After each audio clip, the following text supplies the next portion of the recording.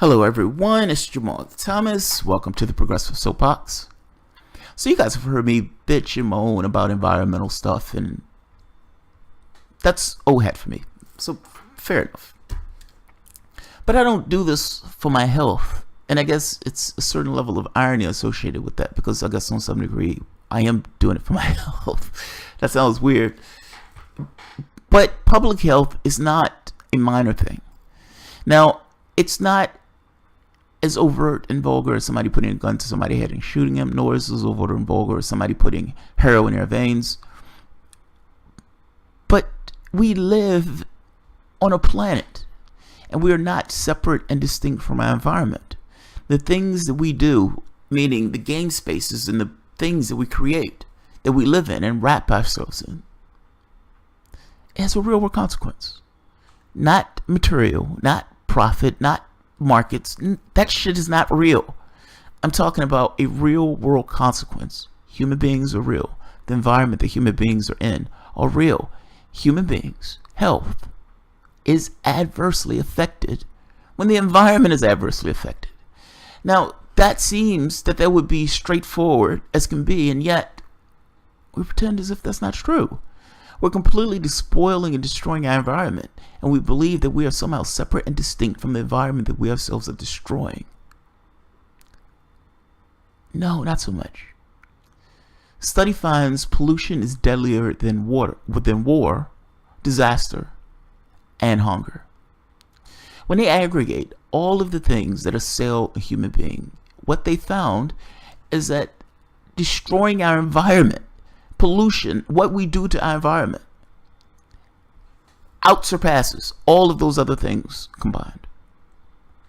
We're killing ourselves. Environmental pollution this is physics.org, or PHYS, physics magazine, physics.org. Environmental pollution from filthy air to contaminated water is killing more people every year than all war and violence in the world. More than smoking, hunger, or natural disasters. More than AIDS, tuberculosis, and malaria combined. 1 out of every 6 premature deaths in the world in 2015, about 9 million, can be attributed to disease from toxic exposure, according to a major study released Thursday in the Lancet Medical Journal. The financial cost from pollution-related death, sickness, and welfare is equally massive.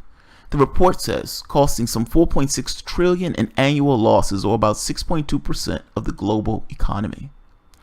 There's been a lot of study of pollution, but it's never received the resources or the level of attention as, say, AIDS or climate change, said epidemiologist Philip Landrigan, Dean of Global Health at the Lichen School of Medicine at Mount Sinai, New York, and the lead author on the report.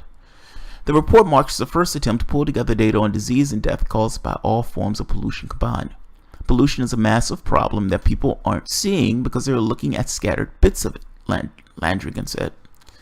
Experts say 9 million premature deaths the study found was just a partial estimate, and the number of people killed by pollution is undoubtedly higher and will be quantified once more research is done and new methods of assessing harmful impact is developed. Areas like sub-Saharan Africa have yet to set up air pollution monitoring systems. Soil pollution has received scant attention, and there are plenty of potential toxins still being ignored, with less than half of the 5,000 new chemicals widely dispersed throughout the environment since 1950 having been tested for safety or toxicity. In the West, we got lead out of the gasoline, so we thought lead was handled. We got rid of burning rivers, cleaned up the worst of the toxic sites. And then all of those discussions went to the background. Just as industry began booming in developing nations, said Richard Fuller, head of the global toxic watchdog Pure Earth, and one of the 47 scientists, policymakers, and public health experts who contributed to the 51-page report. To some extent, these countries looked to the West for examples and discussions, and we dropped it, Fuller said. Asia and Africa are regions putting the most people at risk, the study found, while India tops the list of individual countries. 1 out of every premature deaths in India in 2015, or some 2.5 million, was attributed to pollution. China's environment was second deadliest with more than 1.8 million premature deaths. 1 in 5 blamed on pollution-related illness, study found. Several countries such as Bangladesh, Pakistan, North Korea, South Sudan, and Haiti also see nearly a fifth of premature deaths caused by pollution. Still, many poor nations have yet to make pollution control a priority, says experts. Now, you can understand why. If you're looking to getting something done, meaning we need to industrialize, are you going to start off with this idea of, okay, how do we stop pollution? Or are you going to say we just need to industrialize as fast as possible? The pollution will deal. Now, the people who are making that choice aren't necessarily the people who are breathing that polluted air. So you can understand that they would necessarily have a bias towards, let's just industrialize. We're not sucking in the bad air. We're not drinking the bad water. So be it. Let's do what we have to do. The decision makers are not the ones who are being affected by those particular decisions. That's what I'm getting at.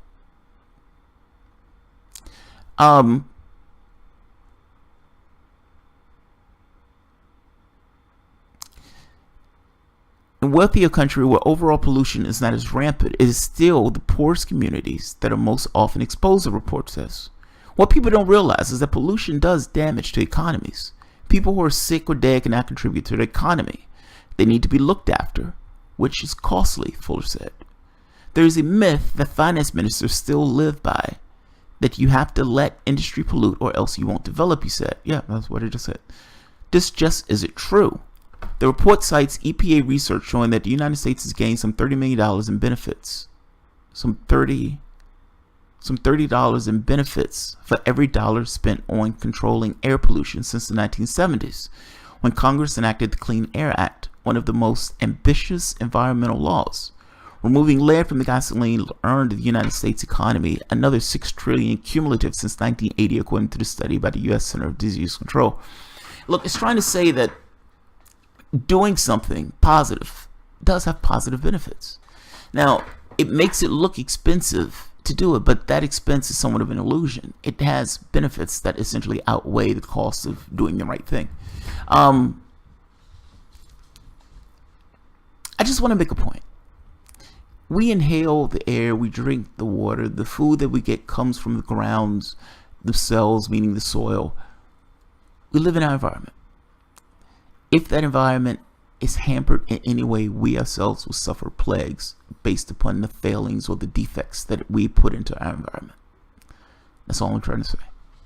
I think it's a straightforward thing of saying, if you are dependent on something, and the thing that you're dependent on is being somehow broken or corrupted or destroyed or injured or somehow mishandled, you will be affected by it. I don't think I'm crazy in saying that, look, if we're spoiling our environment, we ourselves are going to be adversely affected by the things that we're doing to our environment. I think the most irrational thing in our society is that human beings make themselves subordinate to profit. And in making themselves subordinate to profit, this idea of development is put through the lens of how can we do it in the fastest way possible.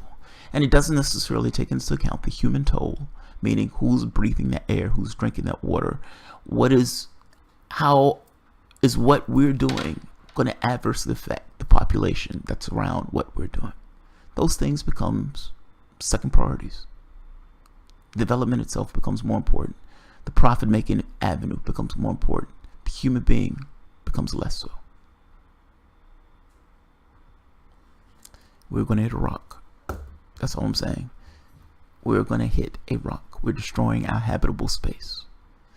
And in this case, they're finding all of these people dying, whether it's babies, whether it's people not living to a certain degree, whatever. All of these things based on environmental factors. Things need to change. I know I'm screaming in the forest, but things need to change. So, alright guys, I'll leave it at that. If you enjoy the content, feel free to share, like, subscribe, and of course, you can always support the Patreon. Thanks guys.